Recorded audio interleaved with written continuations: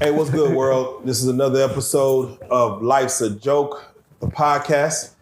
We have somebody very special, very near and dear to me. Dooney the barber, Dooney the priest.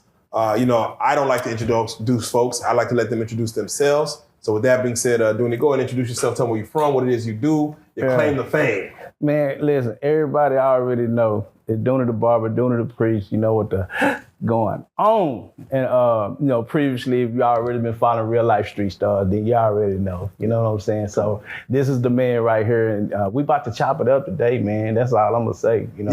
Yeah. No, I don't normally put my face on camera, but, we're going to that part to where, real life street stars, they know the voices. Yeah. And it's good to kind of see the people behind the voices. So this is the Life's a Joke podcast, and we're going to get to it. Dooney, first and foremost, before we get started, man, how are your spirits, man? How are your spirits with just the world today, man? We live in, it's 2024 right now. We're going into the second part of half of the year. Yeah. And we're going to talk about some things, but for you, just the aura of 2024 and how things are going in the world. Yeah. How are you looking at America, the world, and everything that's going on? Yeah. I would just have to say this. First, I'll just say America, this is the greatest country to ever live in. It's being born on this soil. You know what I'm saying? Let me say that first. You know what I'm saying? A lot of people go to other countries and they visit their tourist sites. You know what I'm saying? And so, but when you go beyond the tourist site, then you become subject to the laws and regulations there. You know what I'm saying? But I would say the spirit now is, we have our own problems, our domestic problems here on this land, on this soil. We came a long way as a country. You know what I'm saying? We might not be where we want to be or need to be, but we definitely damn sure we're not where we used to be. You get what I'm saying, as a country. So we have our flaws. But at the end of the day, man, I think people just on alert more. They consciously awake, and they just kind of like sitting back looking at life. I feel you. You know what I'm saying? I'm with them on that and just praying and seeing where God, the most divine, about to take us next. So for those that know you, and for those that don't know you, of course, you've been on the couch before, but for the audience that may be new to you right now, I want have you explain it.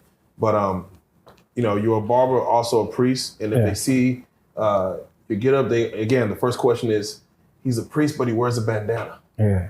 Can you once again explain it? Just real quick. Okay. Just real quick. Let me break it down. Let me just go and break it down. The bandana is like, if you understand Muslims, they wear this thing called kufi.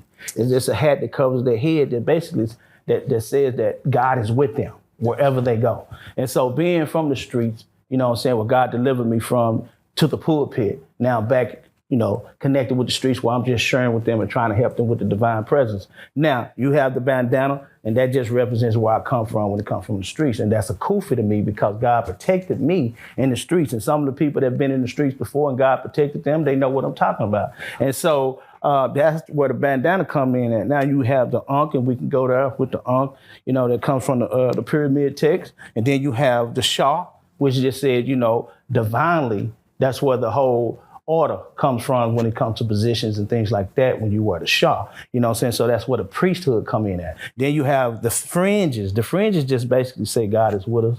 You know what I'm saying? These are just what things God has done in your life. You just recognize, and it just reminds you that God is with you. That's what fringes mean from the religious text. Now, I wear this gear because this was the particular religion that adopted me or captured me from the streets when it came to me trying to understand spirituality.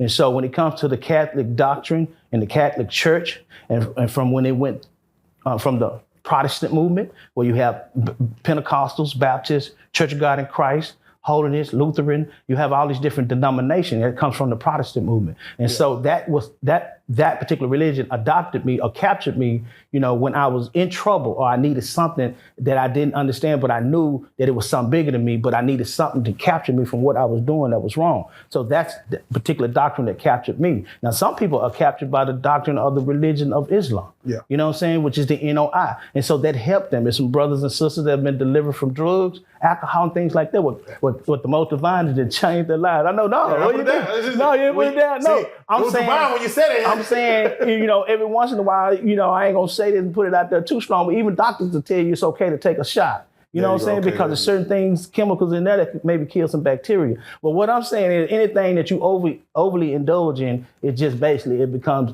a sin nature from the Bible's perspective, but it becomes something that fights against you now. and versus helping you. Okay. So, and I want to wrap it all up. So that was the particular religion that captured me. And so that's why I gravitated to it. And so it reminds me of it, you know what I'm saying? Because now I don't subscribe to any religions. I'm a believer and I understand spirituality and I'm understanding it more as I grow. You know what I'm saying? Because we are all, I'm gonna wrap it up, we're all a spiritual.